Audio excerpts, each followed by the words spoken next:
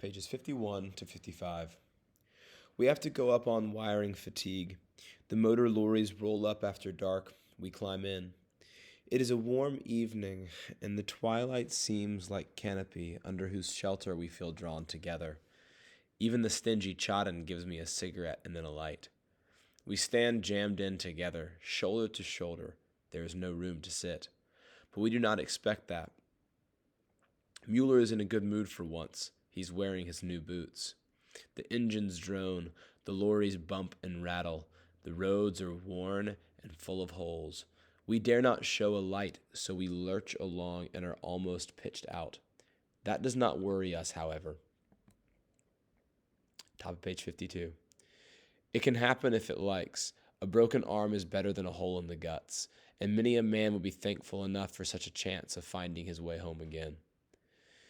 Beside us stream the munition columns in long files.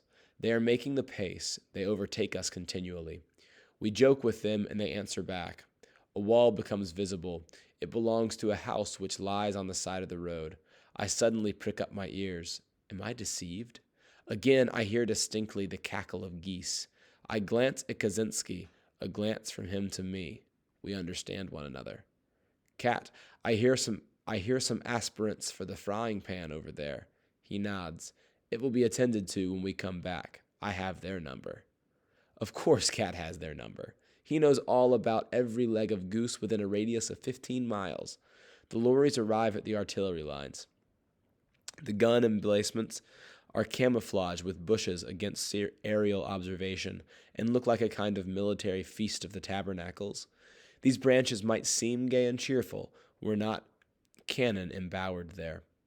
The air becomes acrid with the smoke of the guns and the fog. The fumes of powder taste bitter on the tongue. The roar of the guns makes our lorries stagger. The reverberation rolls, raging away to the rear. Everything quakes. Our faces change imperceptibly. We are not, indeed, in the front line, but only in the reserves. Yet in every face can be read, this is the front. Now we are within its embrace. It is not fear. Men who have been up as often as we have become thick-skinned. Only the young recruits are agitated. Cat explains to them, that was a 12-inch. You can tell by the report. Now you'll hear the burst. But the muffled thud of the burst does not reach us. It is swallowed up in the general murmur of the front. Cat listens. There will be a bombardment tonight. We all listen. The front is restless. The Tommies are firing already, says Kropp. The shelling can be heard distinctly. It is the English batteries to the right of our section. They are beginning an hour too soon. According to us, they start punctually at 10 o'clock. What's got them, says Mueller. Their clocks must be fast. There will be a bombardment, I tell you. I can feel it in my bones. Cat shrugs his shoulders.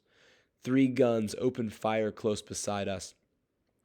The burst of flame shoots across the fog. The guns roar, and boom! We shiver and are glad to think we shall be back in the huts early in the morning. Our faces are neither pale nor more flushed than usual. They are not more tense nor more flabby, and yet they are changed. We feel that in our blood a contact has shot home. That is no figure of speech. It is fact. It is the front, the consciousness of the front that makes this contact.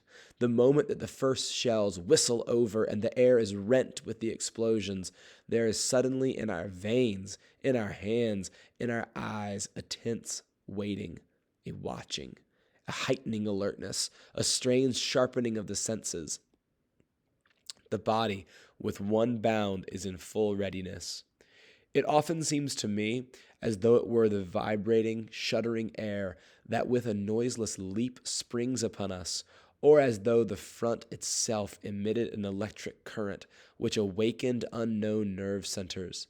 Every time it is the same. We start out for the front plain soldiers, either cheerful or gloomy. Then come the first gun emplacements, and every word of our speech has a new ring.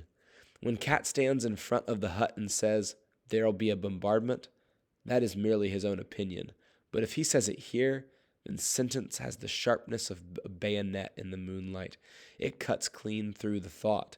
It thrusts nearer and speaks to this unknown thing that is awakened in us, a dark meaning.